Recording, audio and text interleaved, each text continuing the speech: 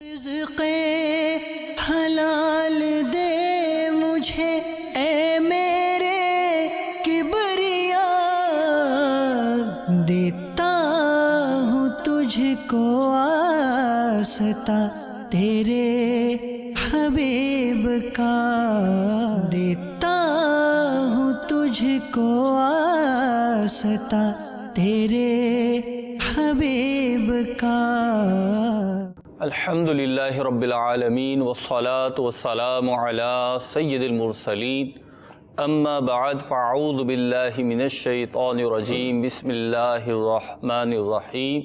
الصلاة والسلام علیک یا رسول اللہ، الصلاة والسلام علیک یا حبیب اللہ، الصلاة والسلام علیک یا نبی اللہ وعلی آلک واصحابک یا نور اللہ۔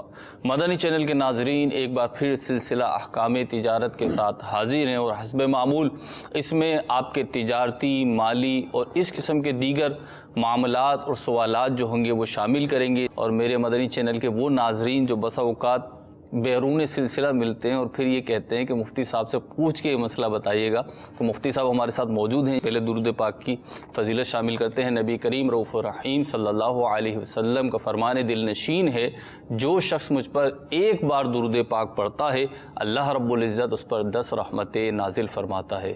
صلو علی الحبیب صلی اللہ تعالی علی محمد صلی اللہ تعالی علیہ وسلم۔ انشاءاللہ عز وجل مفتی صاحب کی بارگاہ میں حاضری دیتے ہیں اور مفتی صاحب کے پاس چلتے ہیں اور دیکھتے ہیں مفتی صاحب ابتداءً کیا ارشاد فرما رہے ہیں۔ مرحبا مفتی صاحب۔ الحمدللہ رب العالمین والصلاة والسلام علی سید الانبیاء والمرسلین، اما بعد فاعوذ باللہ من الشیطان الرجیم، بسم اللہ الرحمن الرحیم۔ ایک تاجر سے گفتگو ہو رہی تھی جی، وہ اپنی شرعی رہنمائی کے لیے آئے ہوئے تھے۔ جی چھوٹے تاجر تھے جی، اور وہ جانا چاہ رہے تھے ذرا اس پائپ لائن میں جس میں آ کے ایک بڑا تاجر شمار ہوتا ہے۔ ٹھیک۔ مثال کے طور پر اگر کوئی شخص اپنے گھر میں کوئی چیز بنا رہا ہے، آہستہ آہستہ ترقی ہونا شروع ہو جائے اور پھر اسے سائٹ ایریا پر آنا پڑے، جی تو وہ اس کی ایک ترقی ہوتی ہے۔ ٹھیک۔ اور اسی طریقے سے جو ہے وہ کاروباری دنیا میں لوگ ترقی کرتے ہیں، جی، اور ایسی ترقی یقیناً ملک کے لیے، ملت کے لیے، قوم کے لیے فائدہ مند ہے۔ صرف یہی نہیں ہے کہ وہ مالدار بن رہا ہے، ٹھیک، تب مسلمانوں کی تجارت بڑھے، مسلمان اپنی اشیاء خود بنائیں ٹھیک ہے، اور ان کا انحصار اپنی ہی بنائی ہوئی چیزوں پر ہو تو زیادہ فائدہ ہے، معیشت اسلامیہ جو اس کو ترقی ملے گی۔ ٹھیک ہے، خوشائن بات ہے۔ ٹھیک۔ اب ان کے آنے کا مقصد یہ تھا کہ میں جب اس موڈ پر آ گیا ہوں اور اب انڈسٹریل سوسائٹی کا حصہ بننے جا رہا ہوں، تو میرے لیے بڑی مشکلات ہیں۔ ٹھیک ہے، میں نہیں چاہتا کہ میں رشوت دوں، میں ہر کام جائز طریقے سے کرنا چاہتا ہوں، میں گورنمنٹ کے تمام فیسیں ادا کرنا چاہتا ہوں، صحیح، تمام جو ہے وہ جو جہاں جہاں مطلب کہ پیمنٹ ادا کرنے کی ہوتی ہیں، جو قانون ہے میں سب پر تیار ہوں۔ ٹھیک۔ تو انہوں نے ایک مثال دی، کہنے لگے کہ جیسے میں اسی سال سائٹ ایریا میں آیا، ٹھیک، چھوٹا سا کام ہے ابھی بھی ان کا، کوئی اتنا بڑا کام نہیں ہے، ٹھیک، تو نئی نئی جگہ کرائے پر لی ہے، تو لیبر لا کے تحت مختلف معاملات ہوتے ہیں فیکٹریوں میں، بہت سارے قانون ہیں، بہت سارے شعبے ہیں۔ ٹھیک، اس میں سے ایک شعبہ یہ ہوتا ہے کہ لیبر کی فلاح و بہبود کے لیے آپ کوئی فنڈ قائم کریں اور اس سے ان کی امداد کی جائے۔ ٹھیک، تو کہنے لگے کہ میرے پاس اس محکمے کے لوگ آئے، تو میں نے کہا اچھا ٹھیک ہے، آپ بتائیں کیا صورتحال ہے، کیا کرنا ہے اور کیسے کرنا ہے۔ ٹھیک، تو کہنے لگے کہ نہیں جی، آپ کو ہم اتنے سال پہلے سے رجسٹر کریں گے اور آپ پر جو ڈیوز بنیں گے وہ اتنے لاکھ کے بنیں گے. ٹھیک. اور کہنے لگے جناب میں یعنی انہوں نے سٹارٹ ابھی کیا اور پہلے سے رجسٹرڈ کریں گے ماضی سے 5-10 سال سے رجسٹر کریں گے اور آپ پر اتنے ڈیوز بنیں گے اور وہ اتنے لاکھ بن جائیں گے. تو کہنے لگے اتنے لاکھ کیسے بن جائیں گے؟ کہا کہ ٹھیک ہے، اس کا ایک حصہ ہمیں دے دیجیے گا، کام ہو جائے گا. ٹھیک. یہ ہمارے معاشرے کی ابتری ہے کہ یہاں جن لوگوں کے ہاتھ میں یعنی پالیسیاں ٹھیک ہوں گی جی، لیکن ان کو جو اپلائی کرنے چلے ہیں، جو محکمہ جات قائم ہیں جی، وہاں ایسے خائن اور راشی لوگ بیٹھے ہوتے ہیں کہ جو بلیک میل کر کے اور مختلف طریقوں سے جی، لوگوں کو وہ کرتے ہیں، بس رشوت پر لے کر آتے ہیں کہ یہ گھبرا جائیں، ان کو لگے کہ کیسے ہوگا اور ہمیں جو ہے وہ ہڈی ڈال کر اپنا کام چلا لیں. جی. میں نے ان سے بھی ایک بات شیئر کی جو اپنی فیلنگ اس وقت سامنے آئی. تو میں نے کہا کہ تاجر برادری جو ہے بہت صدقہ اور خیرات کرتی ہے اور ایک سے بڑھ کر ایک مطلب کہ اپنا مال نیک کاموں میں خرچ کرنے والے لوگ ہوتے ہیں. بالکل. تو کیا یہ ممکن نہیں ہے کہ تاجر برادری اس برائی کے خلاف کوئی پریشر گروپ قائم کرے؟ ٹھیک. مثال کے طور پر کوئی ایک ایسا بزم یا فورم بنائے جس میں 2-3 وکیل کی خدمات لیں. ٹھیک. کہ جو جائز ونڈوز ہیں اور وہاں ان ونڈوز پر کوئی جاتا ہے اور ان کے ساتھ غیر قانونی طریقے سے سلوک کیا جاتا ہے، ٹھیک، تو وہ اپنا معاملہ اس فورم کی طرف پھیریں. یعنی مفتی صاحب گوئے کہ جائز طریقے پہ چلنے نہیں دیا جا رہا. جیسے کہ ابھی حکومت سندھ نے ایک ادارہ بنایا تھا CPLC. جی. تو وہ شہریوں کے بہت سارے حقوق کا مطلب کہ وہ کرتا ہے، دفاع کرتا ہے. مطلب کسی کو گاڑی خریدنی ہے تو وہ چیک کروا لے جناب کہ گاڑی پہ کوئی FIR تو کٹی ہوئی نہیں ہے. ٹھیک. اسی طریقے سے اور کئی معاملات کو وہ دیکھتا ہے. ایک سوسائٹی اور حکومت کے درمیان پل کا کردار ادا کرتا ہے کچھ معاملات میں جو میری معلومات ہیں. تو اسی طریقے سے کوئی ایسا فورم ضرور ہونا چاہیے کہ جو تاجروں اور جو حکومتی محکموں کی بددیانتی ہیں، مطلب محکموں کی بددیانتی نہیں ہے، ان محکموں سے وابستہ جو افراد ہیں ان کی بددیانتی ہیں. ٹھیک. تو وہ ان کو رجسٹر نہیں کرتے، جو ان کے حقوق ہیں اس کو پورا کرنے کے لیے 100 جو ہے وہ ہیلے بہانے کرتے ہیں، 100 طرح کے کام کرتے ہیں. تو میں نے ان سے عرض کیا کہ اب ہو یہ رہا ہے کہ اس وقت تاجر برادری سوچتی ہے کہ ٹھیک ہے بس جسی طرح بھی ہو میں بس سیف رہوں. تو لیکن آہستہ آہستہ اس طرح کی چیزیں ہمارے پاس ناسور بنتی جا رہی ہیں. جس طریقے سے حدیث پاک میں فرمایا گیا نا، اذا فات الحیا ففعل ما شئت، جب حیا چلے جائے تو پھر جو مرضی کرو. جی. تو اسی طریقے سے جب اس طرح کے لوگ آئیں گے، رشوتیں مانگیں گے اور وہ کوئی حجاب نہیں ہوگا اور وہ مانگنے پہ آ جائیں گے، کوئی بعید نہیں ہے کہ کل بھتے کے لیے بھی یہی جا کر بتائیں کہ جی فلاں آدمی ہے، اس کے پاس اتنا ہے، وہ اتنا دے دیتا ہے بڑے آرام سے، ان کے پاس جاؤ.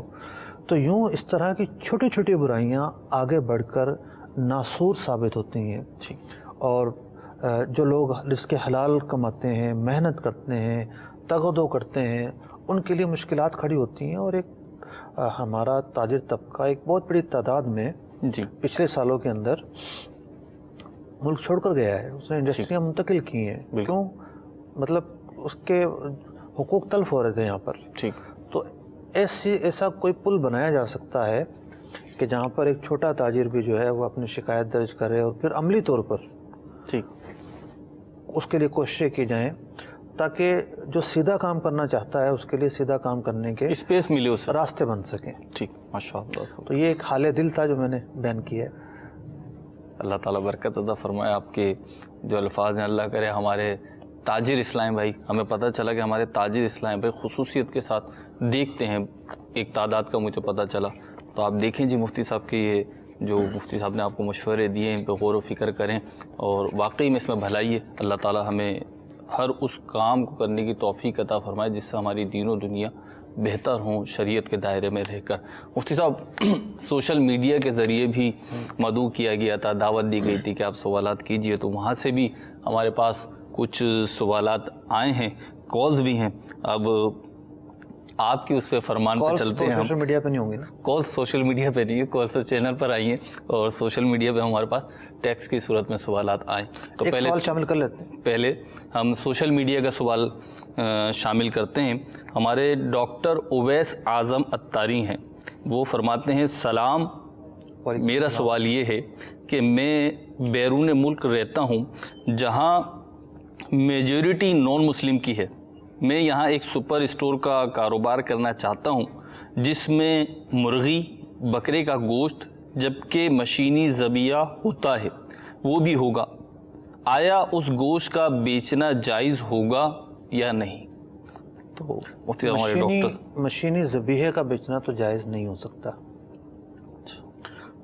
لہٰذا یہ جو بھی ایک مارکیٹ میں پروڈکٹ رکھی جاتی ہیں جائز پروڈکٹ وہ رکھیں. ٹھیک.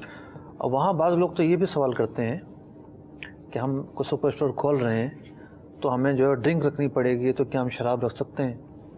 شراب کیسے رکھ سکتے ہیں؟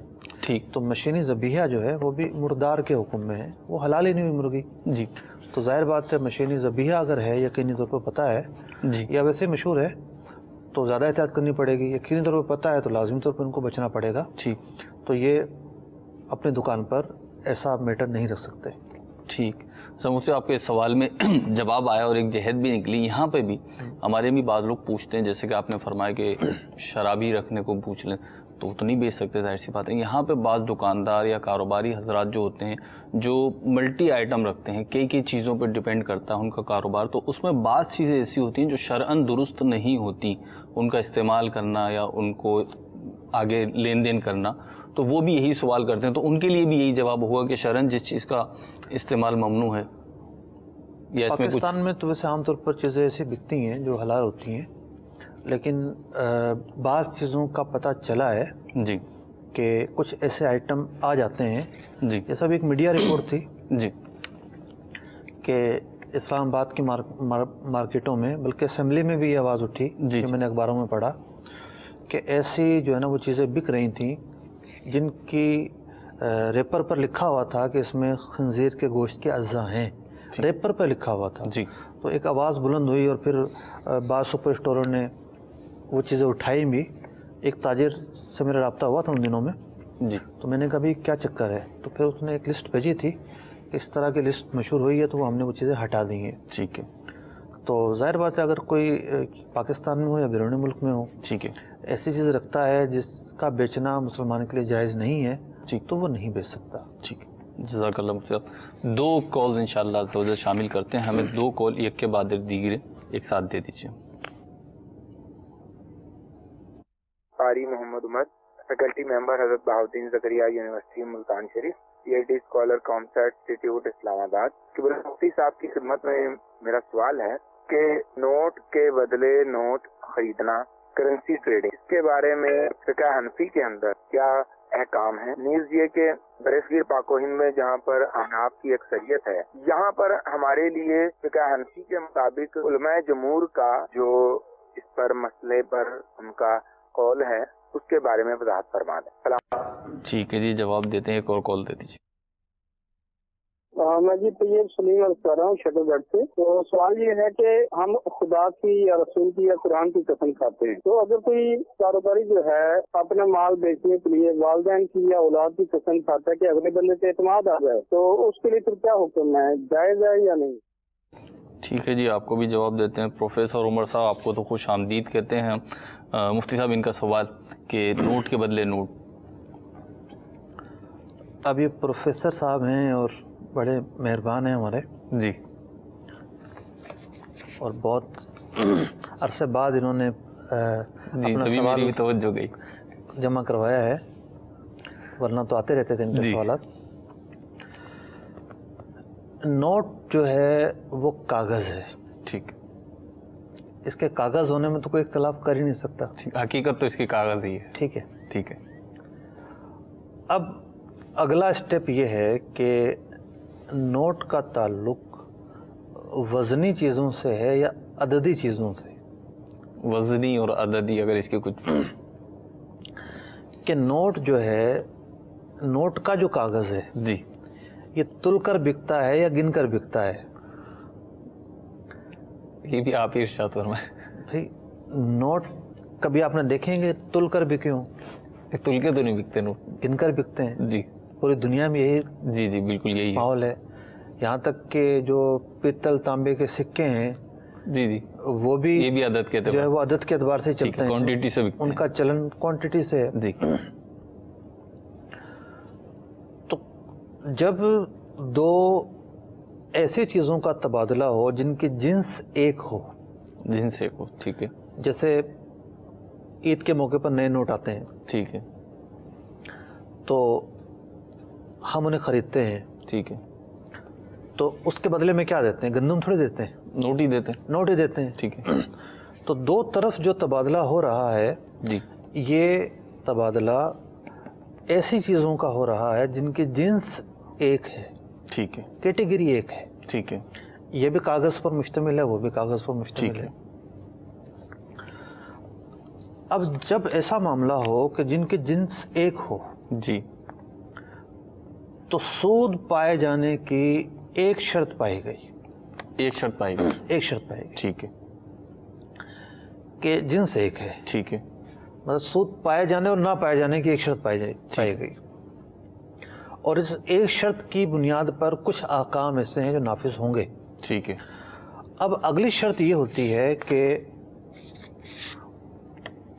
جن چیزوں کا آپ تبادلہ کرنے چلے ہیں ان کا پیمانہ بھی ایک ہی ہو، ٹھیک اور پیمانے کی بہت ساری صورتیں ہیں۔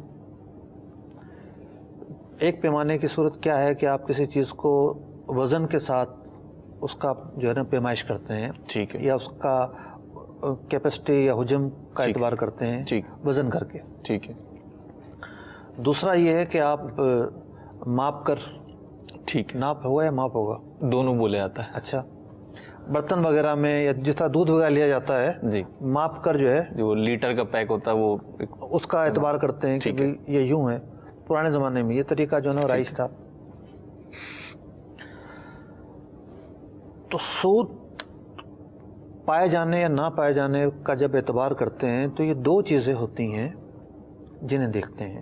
ٹھیک ہے مثال کے طور پر اگر نوٹ وزنی ہوتا ٹھیک ہے تو پھر دوسری شرط بھی پائی جاتی، ٹھیک ہے یا نوٹ کوئی جو ہے نا لیکوڈ چیز کا نام ہوتا، ٹھیک ہے جیسے کسی برتن میں پیمائش کر دیا جاتا ہے ٹھیک ہے تو بھی دوسری شرط پائی جاتی۔ ٹھیک ہے، یعنی ادھر بھی 1 لیٹر ادھر بھی 1 لیٹر، ایسا بھی نہیں ہے؟ ایسا بھی نہیں ہے، ٹھیک ہے یعنی اس کی جو پیمائش ہے وہ کسی برتن سے بھی نہیں کی جاتی، ٹھیک ہے، کیلی نہیں ہے، ٹھیک ہے وزن سے بھی نہیں کی جاتی، ٹھیک ہے تو وزنی بھی نہ ہوا۔ ٹھیک ہے تو پتہ یہ چلا کہ ربا الفضل جو ہے، سود کی دو قسمیں ہیں۔ ٹھیک ہے ربا الفضل دوسری کا نام ہے۔ ٹھیک پہلی سود کی قسم وہ ہوتی ہے کہ پیسے دیے اور ادھار دیے اور اس پر کچھ اضافہ لیا جائے گا، ٹھیک ہے، اسے ربا نسیہ کہتے ہیں۔ ٹھیک ہے یہ سوال ربا الفضل کے متعلق ہے۔ ٹھیک ہے تو جنس تو پائے جا رہی ہے دونوں چیزوں کے درمیان، ٹھیک ہے ہم نے نئے نوٹ خریدے پرانے کے بدلے، جنس دونوں کی ایک ہے، جی لیکن دوسری شرط نہیں پائی جا رہی۔ ٹھیک تو جب اس طرح کے مسائل میں دوسری شرط نہ پائی جائے تو نقد خرید و فروخت کمی بیشی کے ساتھ ہو سکتی ہے۔ ٹھیک ہے نقد لہٰذا اگر کوئی 1000 روپے کی گڈی خریدتا ہے ٹھیک ہے اور 1100 روپے دیتا ہے، ہاتھوں ہاتھ اگر ہو گیا، جی مطلب کہ ادھار نہیں ہوا، ایک طرفہ بھی ادھار نہیں ہے، ٹھیک ہے دو طرفہ ادائیگی ہو گئی، ٹھیک ہے تو یہ جائز ہے۔ ٹھیک لیکن اگر ادھار کرتا ہے ٹھیک تو چونکہ اس میں ایک شرط پائی جا رہی ہے، دونوں کی جنس ایک ہے، ٹھیک ہے تو ادھار نہیں ہو سکتا، ٹھیک ہے ادھار جائز ادھار جائز نہیں ہے۔ ٹھیک ہاتھوں ہاتھ نقد و نقد خریداری ہو سکتی ہے، پیسے دیے اور پیسے لے لیے، ٹھیک ہے کمی زیادتی کے ساتھ کمی زیادتی کے ساتھ۔ ٹھیک۔ اب چونکہ یہ پروفیسر صاحب ہیں، پڑھاتے بھی ہیں، مختلف تھیسس کو بھی دیکھتے رہتے ہیں، ہمارے معاصرین میں سے بعض نے یہ کہا کہ نہیں جی کاغذ وزنی ہوتا ہے، ٹھیک ہے تو اس بات میں وزن نہیں ہے، اس بات میں وزن نہیں ہے، وزن نہیں ہے، ٹھیک ہے کاغذ کو وزنی کہنا ایک رائے ضرور ہو سکتی ہے ٹھیک. لیکن اس رائے کا شرق و غرب علماء عرب و عجم میں سے کسی نے بھی اعتبار نہیں کیا. تو نوٹ کو عددی ہی کہا جاتا ہے. اعلیٰ حضرت امام اہل سنت امام احمد رضا خان علیہ رحمۃ الرحمن نے فتاوی رضیہ شریف میں نوٹ کی حیثیت پر بہت تفصیل سے کلام کیا ہے. اور کفل الفقیہ الفاہم ایک رسالہ ہے، وہ آپ نے تصنیف فرمایا ہے. میں نے جارڈن یونیورسٹی کے ایک پروفیسر کا ایک چھوٹا سا رسالہ پڑھا نیٹ پر، اور مجھے یقین ہے کہ انہیں کسی نے کہا نہیں ہوگا کہ آپ یہ رسالہ لکھیں، کیونکہ وہ ایک ایسا نام تھا جس کا مطلب پاک و ہند کے جو حلقے ہیں کہیں بھی ان کا نام نہیں آیا آج تک. ٹھیک ہے. انہوں نے یہ رسالہ پڑھا، کفل الفقیہ الفاہم، اعلیٰ حضرت رحمۃ اللہ، یہ رسالہ پڑھا. ٹھیک. پڑھنے کے بعد کہنے لگے کہ یہ 1960 میں جو سیمینار ہوا، دنیا بھر کے علماء بیٹھے، یہ جو 1980 میں سیمینار ہوا، یہ جو 1990 میں سیمینار ہوا، یہ علماء کیوں بیٹھتے رہے ہیں؟ نوٹ کی حیثیت کا تعین کرنے کے لیے بیٹھتے رہے ہیں. ٹھیک ہے. 100 سال پہلے یہ رسالہ تو لکھ دیا تھا امام اہل سنت، فیصلہ ہو چکا تھا گویا کہ ایسا واضح اور مدلل رسالہ موجود تھا. ٹھیک ہے. تو اب اس بیٹھنے کی مختلف وجوہات تھیں. بعض لوگ نہیں چاہتے تھے کہ اس عظیم فقہی کارنامے کو امام اہل سنت رضی اللہ عنہ کی طرف منسوب کیا جائے. بلکہ آپ حیران ہوں گے، کراچی یونیورسٹی سے ایک صاحب نے پی ایچ ڈی کا مقالہ لکھا اور وہ پاس ہوا ہے. اس کے اندر یہ کفل الفقیہ الفاہم کے متعلق لکھا ہوا ہے کہ امام اہل سنت رضی اللہ عنہ کا موقف یہ ہے کہ نوٹ جو ہے اس کی حیثیت نقدی کی نہیں ہے. حالانکہ پورا رسالہ ہی اس موضوع پر لکھا گیا ہے کہ نوٹ کی حیثیت نقدی کی ہے. جس طرح درہم و دینار کے حکم کو لے کے فلوس کی جو فقہی طور پر جو فلوس کو حیثیت حاصل تھی وہی نوٹ کو حاصل ہے.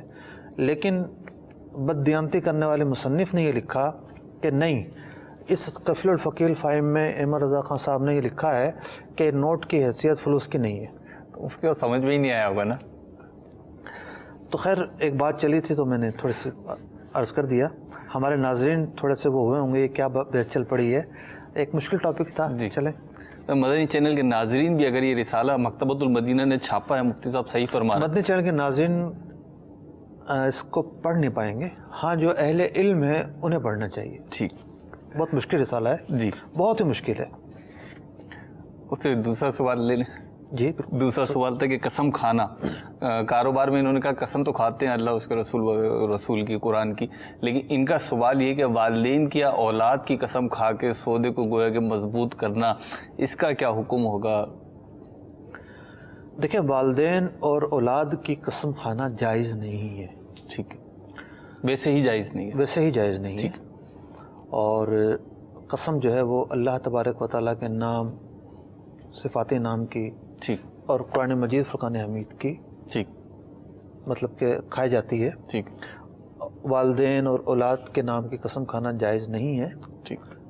یہاں تک کہ سرکار علیہ الصلوۃ والسلام کے نام مبارک کی قسم بھی نہیں کھائی جاتی. ٹھیک. بعض جو اشعار میں اس طرح کے الفاظ آتے ہیں تو وہ پھر ایک مجازی معنی مراد ہوتا ہے وہاں پر. ٹھیک. اچھا کالز ہے ہمارے پاس، جی لائن لگی ہوئی یہ بتایا جا رہا ہے، تو آپ ہمیں 3-4 کالز ایک ساتھ دے دیجئے تاکہ پھر ربط کے ساتھ جو ہے اس کا جواب دیا جا سکے. مفتی صاحب میرا آپ سے سوال یہ ہے کہ کمپنیز میں جو پروویڈنٹ فنڈ ہوتا ہے وہ جائز ہے کہ ناجائز ہے، یا اس میں کوئی اور صورتیں ہیں؟ کچھ لوگ اس کو جائز کہتے ہیں اور کچھ ناجائز کہتے ہیں. اگر وہ اس میں جائز ہے تو کتنا اماؤنٹ ہمارے لیے جائز ہوتا ہے؟ کیونکہ اس میں کچھ اس طرح ہوتا ہے کہ کچھ اماؤنٹ ہمارا جمع ہوتا ہے اور کچھ کمپنی کا جمع ہوتا ہے، تو وہ نوکری ختم ہونے پر جو ہے نا ہمیں دے دیا جاتا ہے. تو سنا ہے کہ اس میں کچھ سود بھی شامل ہوتا ہے، تو برائے کرم اس کی وضاحت فرما دیں. کہ جی وضاحت فرماتے ہیں، اگلی کال بھی دیتے ہیں. میں جاوید ہند کے شہر بنارس سے بول رہا ہوں. میرا مفتی صاحب کی بارگاہ میں یہ سوال ہے کہ میرا ڈائی کا کام ہے، بنارسی ساڑیاں وغیرہ ہمارے یہاں ڈائی ہوتی ہیں. اب ساڑیوں میں طرح طرح کے فیگر، مثلا گھوڑے، ہاتھی मोर, तोता, कबूतर वगैरह बने रहते हैं। तो ऐसी सूरत में हम लोगों के यहाँ वो डाई करने आती है, तो उसको डाई करना कैसा, और फिर उस पर तरह तरह के मोर के परों को अलग अलग रंगों से ब्रश द्वारा अलग अलग रंगों से रंगना, ये रंगना हमारा कैसा है। ठीक है जी, जवाब लेते हैं, एक और कॉल दीजिएगा। मैं खैराबाद से बात कर रहा हूँ, जिला पेशाब से। तो मेरा ये सवाल है कि जो मुश्तरका कारोबार होता है दुकान, तो उसका हिसाब किताब, एक आदमी बैठता है, 3 का कारोबार मुश्तरका है, तो एक आदमी बैठता है, तो फिर उन दोनों का किस तरह हिस्सा निकाला जाएगा? ठीक है जी, इसका भी जवाब लेते हैं। मुझसे पहला सवाल जो अभी आया हमारे पास, बहुत ही कॉमन सवाल है, आता ही रहता हमारे सिलसिले में, कि वो प्रोविडेंट फंड का हुक्म, और इन्होंने कहा कुछ जायज़ कहते हैं, कुछ नाजायज़ कहते हैं। प्रोविडेंट फंड कायम करना और उस रकम को इन्वेस्ट करना, ये दो अलग अलग चीज़ें हैं। ठीक। होता ये है कि जितना हिस्सा एक मुलाजिम की तनख्वाह से कटता है प्राइवेट सेक्टर में, इतना हिस्सा कंपनी भी देती है। ठीक। गवर्नमेंट के इदारों में मैंने नहीं सुना, या फोर्सेस वगैरह में ऐसा कोई इल्म में नहीं आया। ठीक। लेकिन प्राइवेट इदारों में यही मशहूर है कि उतना ही कंपनी देने की पाबंद है। तो वो जो कंपनी दे रही है वो भी गोया कि आपकी तनख्वाह का एक हिस्सा ही है। ठीक है। और वो कंपनी पर कानूनी तौर पर देना ज़रूरी है। ठीक। तो वो रकम जो आपके अकाउंट में आई कंपनी की तरफ से, और वो रकम जो आपकी अपनी तनख्वाह से कटी, ये दोनों जमा होती रहेंगी, तो ये आपकी ही मिल्क शुमार होंगी। ठीक है। लेकिन जिस इदारे में जमा हो रही हैं उस इदारे में ये किसी जायज़ और हलाल तरीके से इन्वेस्ट हो, इसका कोई सबूत नहीं है। फ़िलहाल यही है कि यह रकम सूदी तरीके पर इदारों में जमा होती है और उस पर फिर सूद मिलता है। तो ये जितनी भी रकम जमा हुई है, आप अपनी असल रकम जो है वो इस्तेमाल कर सकते हैं। ठीक है। जो इजाफी रकम मिलेगी उसका हिसाब लगाकर कि भाई इतनी इजाफी रकम है, इतनी मेरी असल रकम है, ठीक, असल रकम इस्तेमाल करेंगे। जो इजाफी रकम होगी बग़ैर सवाब की नीयत के मुस्तहिक के ज़कात को दे देंगे। ठीक, ये देना वाजिब है। माशाअल्लाह। मुझसे अगला सवाल था बनारस से, कि डाई का काम है, इनका रंगने का काम है, तो साड़ियाँ वगैरह आती हैं, उस पर फिगर बने होते हैं, डिज़ाइन वगैरह बने होते हैं जानदारों के, और फिर इसी के ज़िमन में इन्होंने ये भी कहा कि मोर के पर भी रंगते हैं। नहीं, इनके कहने का मकसद ये था कि फिगर बने हुए हैं जानवरों जी, अब उस फिगर को बड़ी मेहनत से बिल्कुल नुमायाँ करके बनाना पड़ता है, तो फिगर पर ख़ास मेहनत करनी पड़ती है, यानी तस्वीर और वाज़ेह होती है। तो देखें, डाई का मतलब ये है कि आप तस्वीर छाप रहे हैं, छपती है ना डाई में, तो नहीं, ये डाई रंगने को डाई कहते हैं ना, रंगने को तो वो इस्तेमाल किया उन्होंने, छापने को कहते हैं ना। कपड़ा जब डाई होने जाता है जी, तो वो रंग कर आता है ना। जी जी। तो जब फिगर तो एक कंप्यूटर में थे जी, फिर वो उसकी कोई प्लेट वगैरह बनी होगी, ठीक, फिर उन्होंने डाई की, तो अब वो कपड़े पर प्रिंट हो गया। ठीक है। जब कपड़े पर प्रिंट हो गया तो अब वो जो तस्वीर कंप्यूटर में थी वो ना रही। ठीक, मतलब हमारे उलमा ने जो डिजिटल तस्वीर के जवाज़ का कहा है जी, तो वो इसी सूरत में कहा है कि उसका प्रिंट ना निकाला जाए। ठीक, और साड़ी तो ज़ाहिर बात है एक हिस्सी चीज़ का नाम है, ठीक, उस पर जो कुछ होगा वो प्रिंट होगा। ठीक है, कपड़ा है, कपड़ा है। तो अगर इनके पास ऐसी साड़ियाँ आती हैं जिन पर जानदारों की तस्वीरें होती हैं, जी रूह की तस्वीरें होती हैं, तो वो ये डाई नहीं कर सकते, उससे इन्हें इज्तनाब करना ज़रूरी है, ना ही उसकी आमदनी हलाल होगी। ठीक।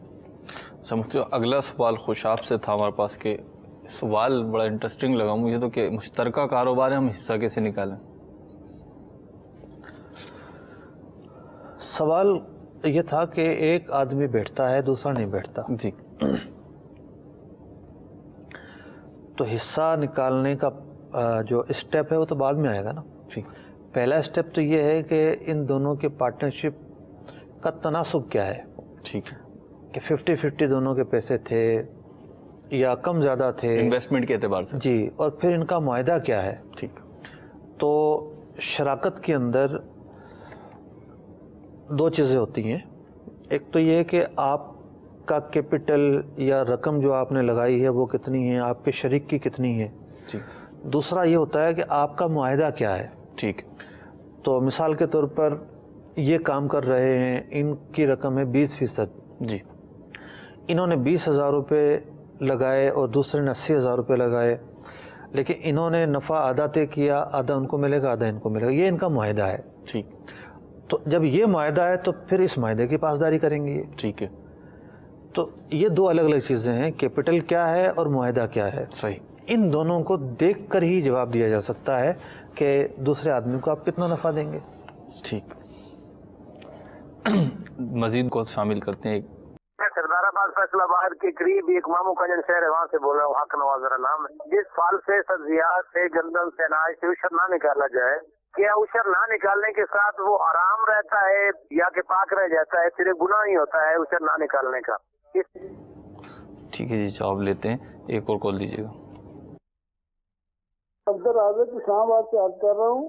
میرا سوال آپ سے یہ ہے کہ میں نے کوئی 8.5 لاکھ روپیہ دیا ہے, 9 ماہ ہو گئے ہیں کاروبار کے لیے دبئی. اس میں زکوٰۃ ابھی اس کا مجھے کوئی پرافٹ یا کوئی وہ نفع نقصان نہیں ہوا نا, اس پہ زکوٰۃ مجھے دینی ہے یا مطلب جن کو میں نے پرافٹ مطلب بزنس کے لیے دیے وہ دیں گے, کیا سلسلہ ہوگا؟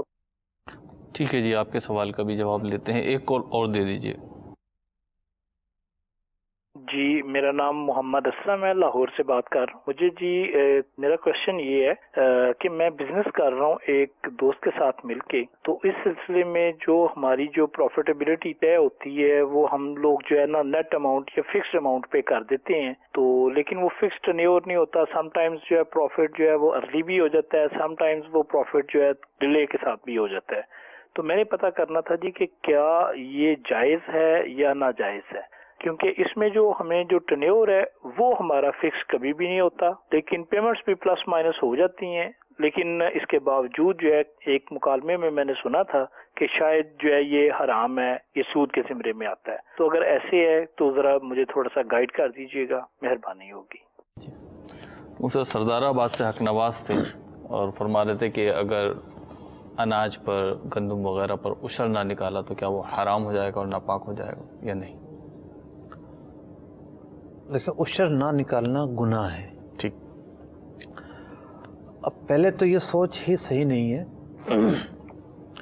کہ گناہ پر بھی آپ اس گناہ کی نوعیتیں تلاش کریں کہ اتنا گناہ ہے, چھوٹا گناہ ہے, پیچھے فعل گناہ ہے یا آمدنی گناہ ہے. مطلب گناہ اللہ تبارک و تعالیٰ کی ناراضگی کا باعث بنتا ہے, تو گناہ سے تو بچنا ہی ضروری ہے. کتابوں میں بہرحال یہی لکھا ہوا ہے کہ عشر نہ نکالے, اگر عشر نہیں نکالا گیا تو اس چیز کا استعمال کرنا حرام ہے. ٹھیک, یہ لکھا ہوا ہے. ٹھیک. اچھا مفتی صاحب, اب یہ اس سے اگلا سوال تھا, لیکن یہ ہے کہ اس کو ناپاک تو نہیں کہیں گے. ٹھیک, ناپاک نہیں ہو گیا وہ. ٹھیک, مطلب وہ پروڈکٹ پاک تھی تو پاک ہی رہے گی. ٹھیک, لیکن استعمال کرنا حرام ہے, یہ لکھا ہوا. عشر نکالیں یعنی عشر نکالیں. ٹھیک ہے. تو جی عشر دینا ہی چاہیے, بالکل دینا چاہیے, اس سے لازمی ہے, غفلت نہ برتیں, لازمی ہے. تو عشر ادا کریں, آسانی رہے گی دنیا میں بھی آخرت میں بھی. تو اگلا سوال تھا, افضل اعظم تھے یہ کہ کاروبار ہے, اب زکوٰۃ کون دے گا, میں دوں گا یا جس کی انویسٹمنٹ ہے وہ دے گا؟ زکوٰۃ کتنی ادا ہوگی اور کون ادا کرے گا, اس سے پہلے ایک اور اسٹیپ ہے. جی. وہ یہ ہے کہ ان کے کاروبار کا کرنٹ اسٹیٹس کیا ہے. ٹھیک ہے.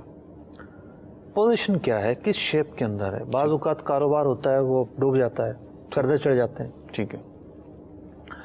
بعض اوقات کیا ہوتا ہے, کاروبار ٹھیک ہے, انہوں نے 8-9 لاکھ روپے دیے, اس نے بھی 8-9 لاکھ روپے ملائے, اس میں سے آدھی رقم تو جو ہے وہ دکان کی ڈیکوریشن پہ خرچ ہو گئی. ٹھیک ہے. تو کاروبار میں جو مال تجارت ہے, جی, جو بیچنے کے لیے چیزیں ہیں, ٹھیک ہے, ان پر زکوٰۃ فرض ہے. صحیح. مطلب دو شریکوں نے مل کے پیسہ ملایا اور کام شروع کیا, ایک گاڑی لے لی لوڈنگ کے لیے. ٹھیک ہے. تو اس گاڑی پر جو ہے وہ زکوٰۃ نہیں ہے. ٹھیک ہے. وہ گاڑی کی جو رقم ہے وہ کیپٹل سے ہٹ جائے گی, وہ ہٹ گئی, ٹھیک, مال تجارت نہیں ہے. ٹھیک. دکان کا فرنیچر ڈلوا دیا, اس پر جو خرچہ ہوا اس پر زکوٰۃ نہیں ہے. ٹھیک ہے. تو یوں بہت ساری جو ہے نا وہ صورتحال پیدا ہو سکتی ہیں. اصل چیز یہ ہے کہ ان کے کاروبار کا اس وقت کیا اسٹیٹس ہے.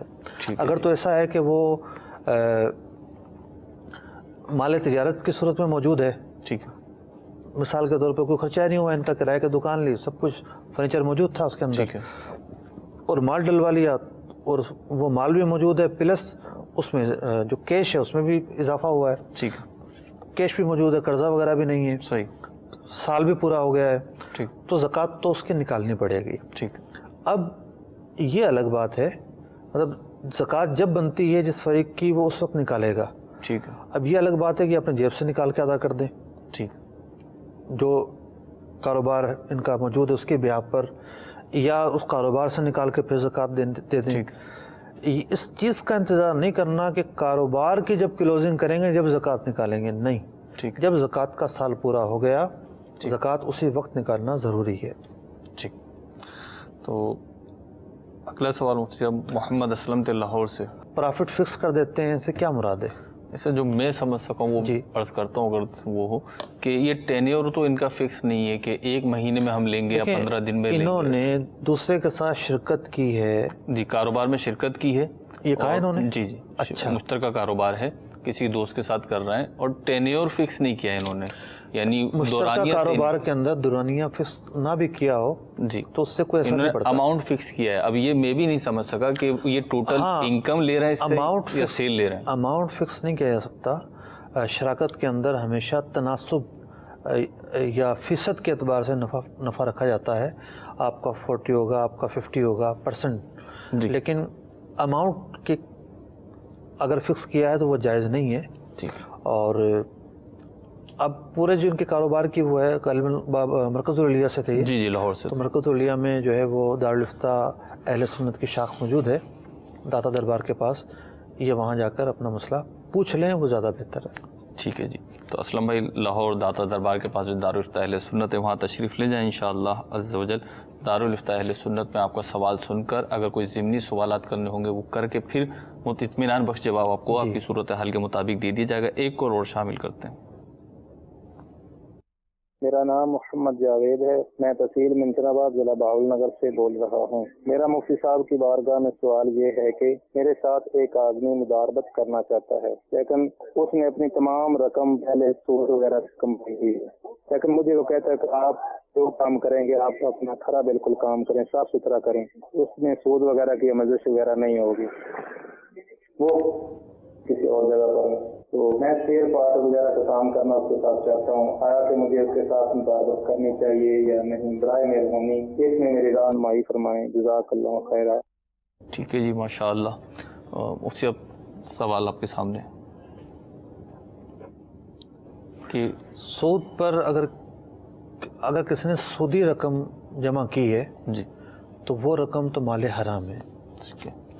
تو اگر تو جو رقم سود میں ملی وہی لے کر آیا ہے یہ, ٹھیک ہے, کہ یہ لو رقم اور تم اس سے مداربت کرو, یعنی سود کا نفع گویا کہ جو رقم سود میں ملی, ٹھیک ہے, سود کے طور پر ملی, ٹھیک ہے, تو وہ تو ان کے لیے لینا جائز نہیں ہے, یعنی اس کے ساتھ شراکت نہیں کر سکتے, اس رقم سے مداربت نہیں کر سکتے. لیکن ہوتا یہ ہے کہ لوگوں کے پاس ایک موٹی رقم ہوتی ہے, ٹھیک, اس موٹی رقم کو وہ مختلف جگہ سے اس کی بنا پر سود لیتے ہیں.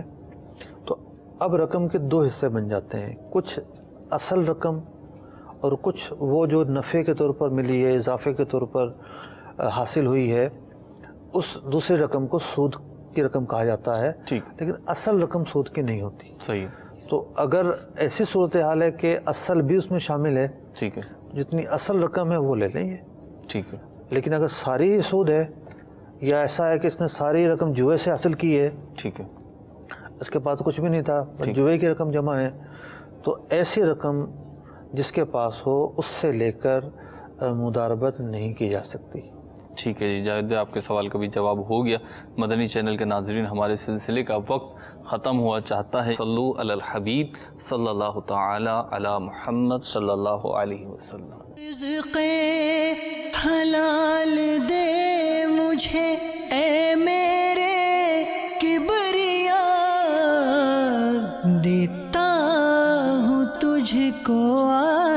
واسطہ تیرے حبیب کا، دیتا ہوں تجھ کو واسطہ تیرے حبیب کا۔